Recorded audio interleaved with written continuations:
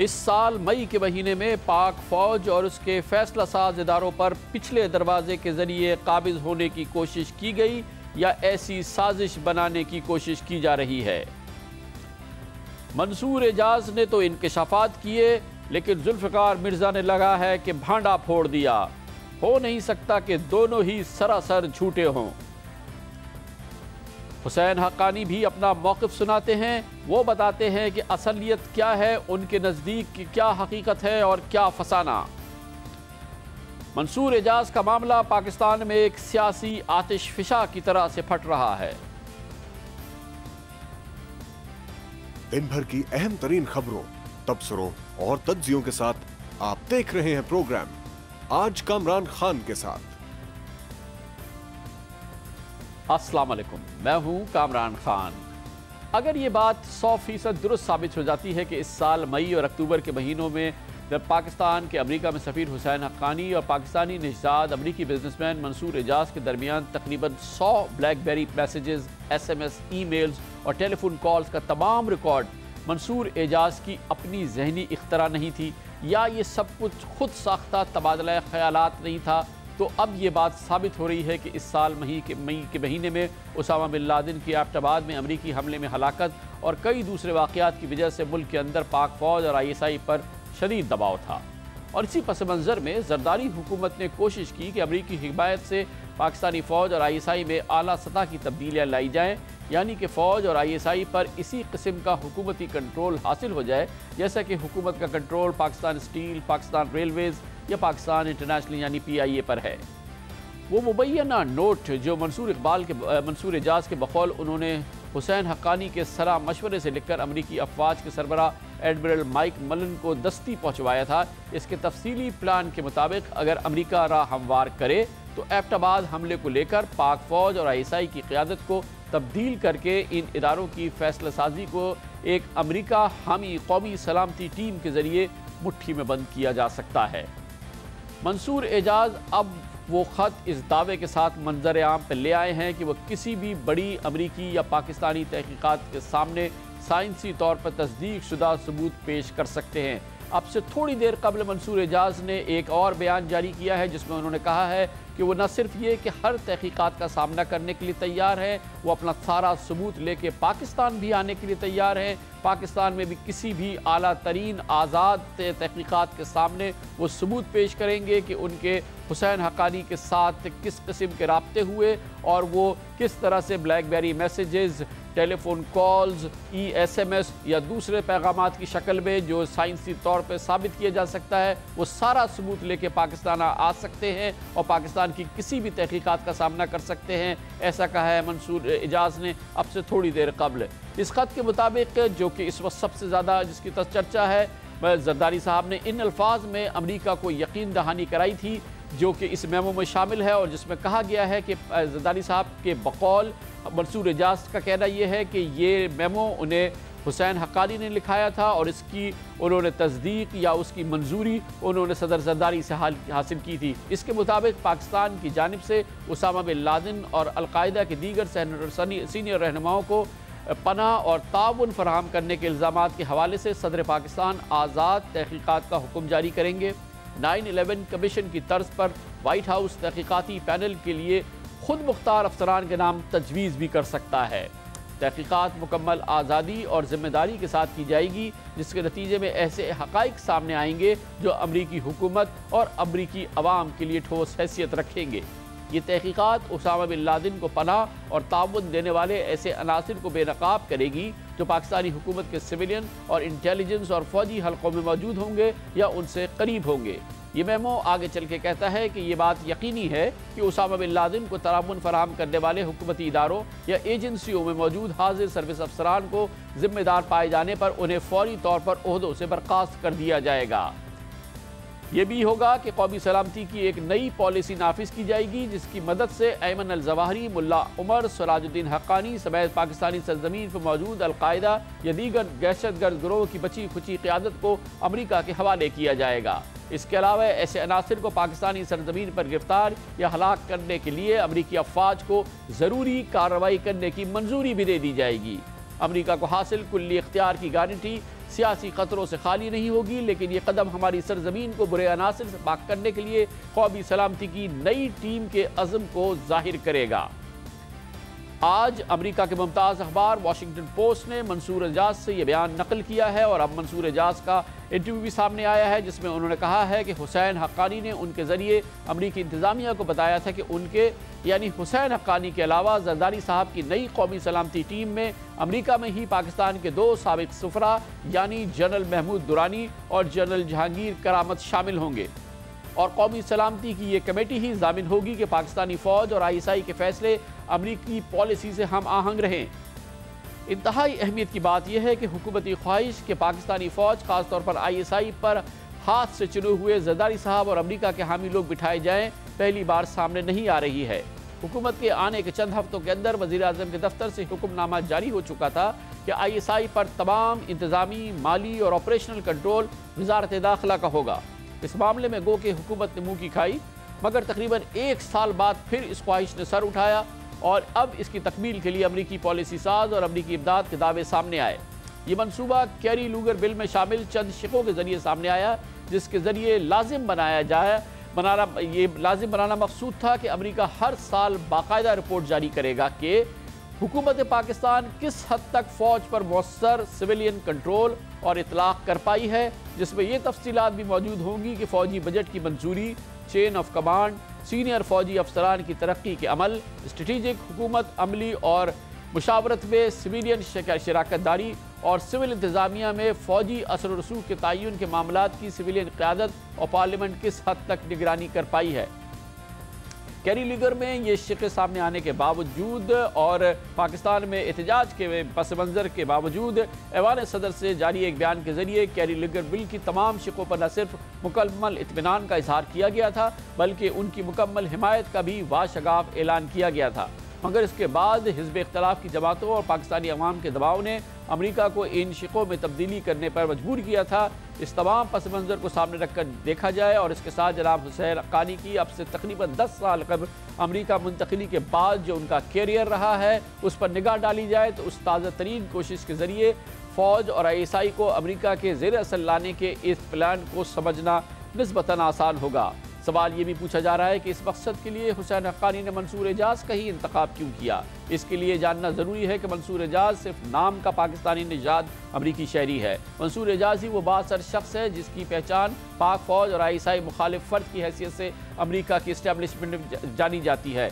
हुसैन हक्कानी समेत सबको पता था कि मंसूर एजाज अमरीकी इस्टेब्लिशमेंट के करीब है और उसका पाक फ़ौज से दूर दूर का भी वास्ता नहीं। इसीलिए इसमें कोई ख़तरा नहीं था कि सामने आए बगैर मंसूर एजाज के अमरीकियों से ताल्लुकात को इस्तेमाल किया जाए। यही वजह होगी कि इस कोशिश के नाकाम होने के बाद मंसूर एजाज ने फाइनेंशियल टाइम्स में अपने मजमून में जहां इंकशाफ किया कि ज़रदारी अमरीकी फ़ौज के ज़रिए पाक फ़ौज को और ISI में बड़ी तब्दीलियाँ लाने की कोशिश कर रहे थे, वह उस मजमून में मंसूर एजाज ने पाकिस्तानी फ़ौज और ISI के ख़िलाफ़ बदतरीन अल्फाज इस्तेमाल किए और उन्होंने लिखा कि ISI इंतहा पसंदी को जाहिर करती है जो पाकिस्तान की खारजा पॉलिसी का बुनियादी हिस्सा बन गया है। मंसूर एजाज ने अमरीकी हुकूमत से कहा कि पाकिस्तान को माली इमदाद बंद करने और उस हवाले से कांग्रेस में पेश किए गए बिल जैसे इक़दाम इन मसाइल का हल नहीं। पाकिस्तानी रियासत पर हावी ISI और इसके बेकाबू ग्रोहों को कैंसर को ख़त्म करने के लिए मज़ीद मौसर पॉलिसीज़ की ज़रूरत है। अगर मकसद यही था कि फ़ौज ISI वगैरह ज़रदारी हुकूमत के इशारे पर नाचें और उसके मकसद के हुसूल के लिए मुंतखब जमहूरी हुकूमत अमरीका के बजाय मुंतखब पार्लियामेंट के पास क्यों नहीं गई, ये आज का एक बहुत अहम सवाल है कि अगर हुकूमत ये चाहती है, अगर पार्लियामेंट ये चाहती है, जमहूरी हुकूमत ये चाहती है कि इन तमाम इश्यूज़ पर, इन तमाम सब्जेक्ट्स पर जो सिविलियन गवर्नमेंट का, हुकूमत का मौसर कंट्रोल, भरपूर कंट्रोल नहीं है, तो इसका सीधा तरीका ये था कि पार्लियामेंट के पास जाया जाता। आइन में इस्लाहात के लिए एक बहुत बड़ा मुशावरत हुई थी, उसमें इन उमूर को शामिल किया जाता, लेकिन देखा यह गया कि इस तरीके को इस्तेमाल नहीं किया गया और यही वजह है कि आइन की इस्लाहात के लिए नई जो इसमें तब्दीलियाँ आई हैं उसके लिए जो मुशावरत हुई उसमें इन मामलात का कहीं जिक्र देखने में नहीं आया। लेकिन अब क्योंकि ये स्कैंडल सामने आ चुका है, इसकी तहकीकात कैसे हो, इसको कैसे आगे बढ़ाया जाए, इस सिलसिले में आज पाकिस्तान पीपल्स पार्टी से ताल्लुक़ रखने वाले मुल्क के मुमताज़ माहिर आइन व कानून जनाब एतजाज़ अहसन ने अखबार नवीसों से बात की और इस मामले पर उन्होंने अपनी राय का इजहार किया। इसकी मामले की जिसमें सदर ममलिकत पे इल्ज़ाम लगाया जा रहा है, तो इसकी तफ्तीश तफ्तीश कैसे होती है? कौन करेगा इसकी तफ्तीश? इसकी तफ्तीश बुनियादी तौर पे FIA कल को सदर ममलिकत ईवान सदर में जा कर के आसिफ जरदारी साहब का बयान रिकॉर्ड करेगी। आसिफ जरदारी साहब कानून के ताबे हैं, कोई कानून से बढ़ के तो कोई भी नहीं है, और उनको इस बात पे तो किया जा सकता। प्रेसिडेंट क्लिंटन को भी तो हुआ था, प्रेसिडेंट निक्सन का हुआ था, तफ्तीश की हद तक हो सकती है, लेकिन उनके खिलाफ मुकदमा अदालत में जब तक वो इस ओहदे पर फायज हैं, मनसब पर फायज हैं, उन पर मुकदमा अदालत में नहीं चलाया जाता। जनाब एतजाज़ अहसन कह रहे थे कि जब सदर क्लिंटन के ख़िलाफ़ तहकीक़ात हो सकती है, तफ्तीश हो सकती है, सदर निक्सन के ख़िलाफ़ हो सकती है, तो सदर जरदारी के ख़िलाफ़ क्यों नहीं हो सकती? उन पर मुकदमा नहीं चलाया जा सकता सदर की हैसियत से, लेकिन तहकीक़ात ज़रूर हो सकती है। जनाब एतजाज़ अहसन के बकौल FIA ये तहकीक़ात कर सकती है, इस मामले की तहकीक़ात में सदर जरदारी को शामिल भी किया जा सकता है। जनाब एतजाज़ अहसन का ये कहना था। इस सिलसिले में हमने बात की जनाब खालिद अनवर से भी, जो कि पाकिस्तान के एक और चोटी के माहिर आईन व कानून हैं। इस वक्त वो हमारे साथ मौजूद हैं। खालिद अनवर साहब, पहले तो ये बताइएगा कि इस संगीन मामले को हुकूमत किस तरह ट्रीट करे? आपके ख्याल में क्या ज़रूरियात हैं हुकूमत की कि जब ये चीज़ें सामने आ गई हैं तो हुकूमत किस तरह से आगे बढ़े? प्राइम फेशी मालूम होता है कि हुसैन हक्कानी साहब के ने जो एक्शन लिया था, या अलेजिडली लिया था, वो कानून के ख़िलाफ़ भी था और सर्टनली नेशनल इंटीग्रिटी के ख़िलाफ़ था। तो जब अगर इनको बुलाते हैं यहाँ, और अगर उसके बावजूद, अब इनके पास, गवर्नमेंट के पास दो ऑप्शन होंगे, एक तो हक्कानी साहब के ख़िलाफ़ डिसिप्लिनरी एक्शन लें या उनके ओहदे से हटा दें, या दूसरा ये होगा कि कुछ ना एक्शन लें। अगर वो कुछ एक्शन नहीं लेते तो आम पब्लिक ने एक नतीजा निकालना है। वो नतीजा ये होगा कि क्योंकि गवर्नमेंट खुद मुलव्वस थी इसमें, इसलिए इन्होंने कोशिश की है कवर अप करने के लिए, इसलिए इन्होंने हक्कानी साहब के ख़िलाफ़ कोई एक्शन नहीं लिया है। तो मैं समझता हूँ कि एक पॉलिटिकल जो नेसेसिटी है गवर्नमेंट की कि गालिबन उनको हक्कानी साहब के ख़िलाफ़ कोई एक्शन लेना लाजमी होगा।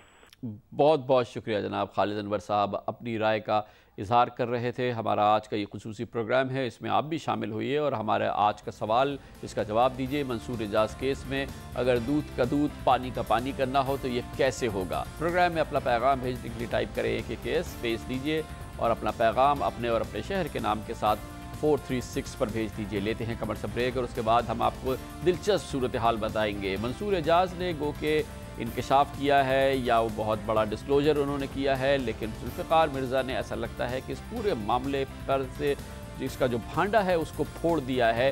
ये किस तरह से हुआ है ये आपको हम दिखाएंगे एक कमर्शियल ब्रेक के बाद।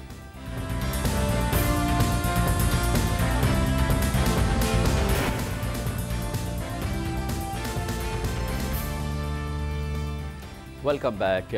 मंसूर एजाज के मेमो में जो सबसे अहम बात सामने आई है, इस पूरे क़ज़िये के अंदर जो बात सामने आई है वो ये कि मई के महीने में उसामा बिन लादेन के हवाले से अमरीकी हमले के बाद पाकिस्तान की हुकूमत में, ज़रदारी हुकूमत में ये ख्याल ये था कि हालात इस हद तक ख़राब हो रहे हैं, काबू से बाहर हो रहे हैं कि इक़्तिदार पर हुकूमत कब्ज़ा कर सकती है।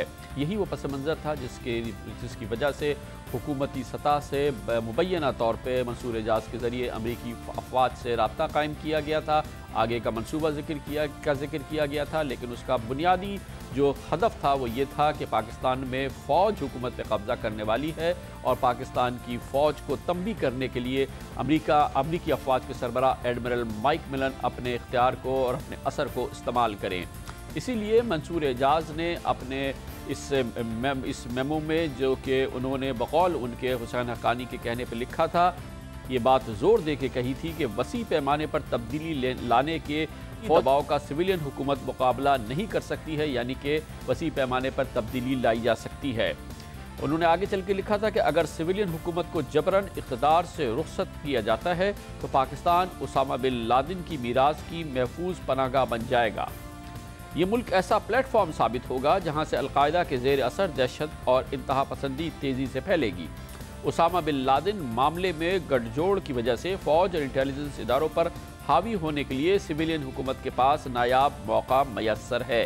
क्योंकि हुकूमत कमज़ोर है, सिविलियन हुकूमत को अंदर मदद की जाए तो वो फ़ौज पर असरअंदाज हो सकती है, वरना फ़ौज इतनी बेकाबू हो रही है कि वो कब्ज़ा कर सकती है, इक़्तिदार पर फ़ौज कब्ज़ा कर सकती है। ये कहा गया था बुनियादी तौर पे मई में इस मेमो में, जो कि मंसूर एजाज़ ने बकौल उनके हुसैन हक्कानी के कहने पे लिखा और हुसैन हक्कानी ने इसकी मंजूरी सदर जरदारी से हासिल की थी। अब एक अहम बात सामने आई है और कल अपने दौरे लंदन के दौरान साबिक़ सूबाई वज़ीर दाखिला ज़ुल्फ़िकार मिर्ज़ा ने एक बहुत अहम इंकशाफ किया है और कल लंदन में एक तकरीर करते हुए उन्होंने कहा कि उनसे भी ये कहा गया था, मगर उन्होंने शख्सियत का नाम नहीं बताया था कि फ़ौज और ISI हुकूमत को गिराना चाहती है, हुकूमत को ISI और फ़ौज से ख़तरा है, इसलिए ज़ुल्फ़िकार मिर्ज़ा से कहा गया था कि वो होश से काम ले और ख़ामोश लें। वही बात जो मंसूर एजाज़ के इस ख़त में लिखी गई, वही बात ज़ुल्फ़िकार मिर्ज़ा ने कही और उन्होंने कहा कि उनसे ये बात अहम शख्सियत ने की थी। ज़ुल्फ़िकार मिर्ज़ा ने वही बात जो मंसूर एजाज़ ने की, किन अल्फाज में की, कल की थी, वो आपको दोबारा सुनाते हैं।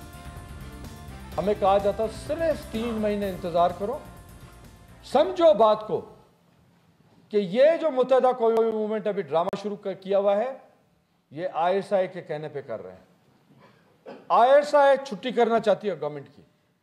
कभी कहते थे कियानी साहब छुट्टी करना चाहते हैं, मैं आज ये ऑन रिकॉर्ड कहना चाहता हूं, अगर किसी को भी क्रेडिट देना है हमारे 3.5 साल, पौने 4 साल पीपल्स पार्टी की गवर्नमेंट को कंप्लीट करने के लिए, तो ये क्रेडिट ना यूसुफ रजा गिलानी का है, ना आसिफ अली जरदारी का है, ये क्रेडिट अगर है आर्मी चीफ का है। जनरल अशफाक परवेज़ कियानी को क्रेडिट दे रहे थे, लेकिन बहुत अहम बात वो है जो इन्होंने अपनी इस तकरीर के अव्वलीन हिस्से में कही, जिसमें ज़ुल्फ़िकार मिर्ज़ा ने कहा कि उनसे बारहा कहा जा रहा था कि ISI और फ़ौज इक़्तिदार पर कब्ज़ा करना चाहती है, इसलिए वो खामोश रहें। यही वो बात है जो मंसूर एजाज़ ने अमरीकी हुकाम को पहुँचाई, अमरीकी अफवाज के सरबराह को पहुँचाई, जिसका पहला लफ्ज़ और पहला जो फोकस था वो ये था कि पाकिस्तान में फ़ौज इक़्तिदार पर कब्ज़ा करना चाहती है। 2 मुख्तलिफ लोगों ने मुख्तलिफ औक़ात में ये बात की, मगर एक ही बात की गई है कि हुकूमत की आला तरीन सतह से कहा जा रहा था कि फ़ौज इक़्तिदार पर कब्ज़ा करना चाहती है।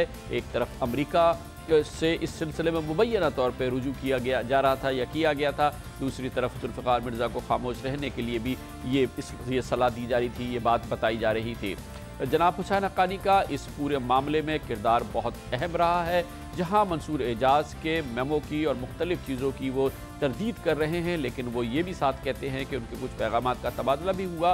लेकिन कल शब एक बयान में उन्होंने मंसूर एजाज़ के ने जो इंकशाफात किए हैं, जिसमें उन्होंने एक इंकशाफ ये भी किया था कि 10 मई को उन्हें हुसैन हक्कानी का एक टेलीफोन कॉल मौसूल हुई थी, जिसमें उन्होंने उनसे कहा था कि वो लंदन आए हैं, मगर एक खुसूसी और मुख्तसर और इंतहाई अहम दौरे पर आए हैं, लेकिन इस दौरान वो मंसूर एजाज़ से मिलना चाहते हैं। इस दौरान इस हवाले से मंसूर एजाज़ ने यह भी बताया था कि हुसैन हक्कानी ने अपना होटल बताया था पार्क लेन इंटरकॉन्टिनेंटल, उन्होंने अपने कमरे का नंबर बताया था 430, उन्होंने अपने टेलीफोन नंबर्स भी दिए थे और जो कि मंसूर एजाज़ ने जारी भी किए। जनाब हुसैन हक्कानी ने कल जो तरदीदी बयान जारी किया, उसमें इस बात का उन्होंने बहरहाल एतराफ़ किया कि वो लंदन आए थे, 10 मई को वो लंदन ज़रूर आए थे, मगर उसके अंदर भी एक और बहुत ही अहम और तहलका खेज़ इंकशाफ उन्होंने किया, जिसमें उन्होंने कहा कि मुबैना पैगामात में दी गई मई की मज़कूरा तारीख को मैं लंदन में था और पार्क लेन इंटरकॉन्टिनेंटल में ठहरा हुआ था। मैं लंदन में सीनियर बरतानवी हुकूमती हुक्काम से मुलाकात के लिए मौजूद था, जिनमें बरतानवी chief of general staff sir David Richards और उस वक्त के पार्लिमानी सेक्रेटरी टोबियस एलवुड भी शामिल थे। अहमियत की बात यह है कि अमेरिका में पाकिस्तान के सफ़ीर बरतानिया आए थे एक मुख्तसर दौरे पर, खामोश दौरे पर, और उनकी आने का मकसद उनके इस बयान के मुताबिक ये था कि वो बरतानवी अफवाज के सरबराह से एक खुसूसी मुलाकात के लिए लंदन तशरीफ़ लाए थे। अमेरिका में पाकिस्तान का सफ़ीर बरतानिया की अफवाज के सरबराह से एक खुसूसी मुलाकात के लिए क्यों आया, इस मुलाकात का मकसद क्या था, हुकूमत का कोई पैगाम था तो बरतानिया में पाकिस्तान के सफ़ीर वाजिद शमसुल हसन के ज़रिए क्यों नहीं पहुँचाया जा रहा था, इस मुलाकात का मकसद, बैकग्राउंड और इसके पीछे क्या था, ये हमें नहीं मालूम। लेकिन बकौल मंसूर एजाज की उस वक्त हुकूमत बहुत ज़्यादा परेशान थी। एक तरफ उसे ये खौफ था कि हुकूमत तो फ़ौज कब्ज़ा कर सकती है, दूसरी तरफ ये समझती थी कि हुकूमत फ़ौज पर और ISI पे इतना दबाव है कि इसे इस्तेमाल किया जा सकता है, हुकूमत का हतमी कंट्रोल कायम हो फ़ौज और ISI पर। इस हवाले से जनाब हुसैन हक्कानी कब पाकिस्तान पहुँचेंगे और उनकी आमद के बाद किस किस्म की तहकीकात होगी, और क्या वाकई सदर आसिफ अली जरदारी अपने इतने इंतहाई अहम सियासी और सफारती मुशीर को सबकदोश कर देंगे या वो इन इल्ज़ामात को तस्लीम कर लेंगे, ये सब कुछ हम पूछते हैं। और इसके लिए जाएंगे इस्लामाबाद, जहाँ पर हमारे साथ एक बार फिर मौजूद हैं अखबार द न्यूज़ के रेजिडेंट एडिटर जनाब मोहम्मद मालिक। बहुत बहुत शुक्रिया मालिक साहब। कब आ रहे हैं हक्कानी साहब, किस तरह की तहकीकात होगी, कहाँ होगी, क्या उसके लिए कोई फॉर्मेट बनाया गया है कि कैसे ये प्रोसेस आगे बढ़ेगा? जहाँ तक तो है कि मामला इतने सीरियस हो गए हैं कि मेरा ख्याल है कि इस पॉइंट पे हक्कानी साहब का आके और बात करना ये भी एक सेकेंडरी लेवल की बात है। मेमो का साबित होना, ये साबित हो चुका है कि मेमो था, ये भी साबित हो गया है कि मेमो मिला था। अब उसके बाद बात रह गई है कि क्या एम्बेसडर हक्कानी ने का इस मेमो से क्या ताल्लुक़ है और क्या उन्होंने यहाँ पे अप्रूवल लेके किया सदर साहब से या नहीं किया।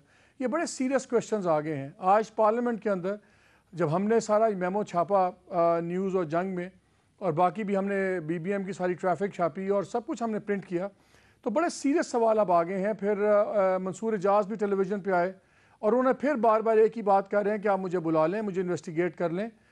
दूसरी तरफ से सिर्फ सवाए इसके कि डिनाइल के और ये बात करने के कि मंसूर एजाज की क्या क्रेडिबिलिटी है क्या नहीं है, मेरा ख्याल है बात इससे आगे बढ़ गई है कि मंसूर एजाज की क्रेडिबिलिटी का कोई फ़र्क नहीं पड़ता।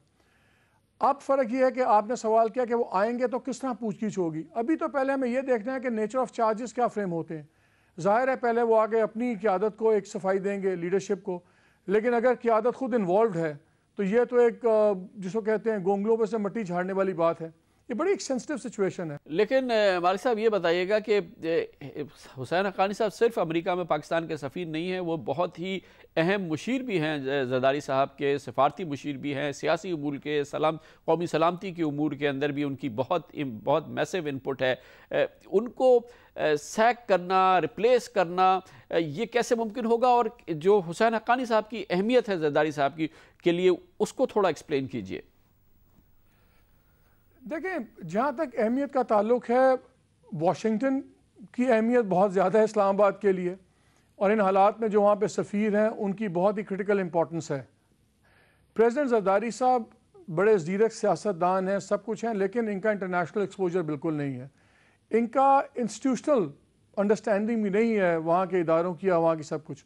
तो जिसको अंग्रेज़ी में आप कहेंगे आइज़ एंड ईयर्स प्रेसिडेंट के, बल्कि मैं तो प्रेसिडेंट के अलावा प्राइम मिनिस्टर भी समझ लेंगे, क्योंकि प्राइम मिनिस्टर का हमें पता है उनके ताल्लुकात इतने अच्छे नहीं हैं हक्कानी साहब के साथ कभी भी। तो प्रेसिडेंट के आइज़ एंड ईयर्स वाशिंगटन में बिल्कुल हुसैन हक्कानी साहब थे।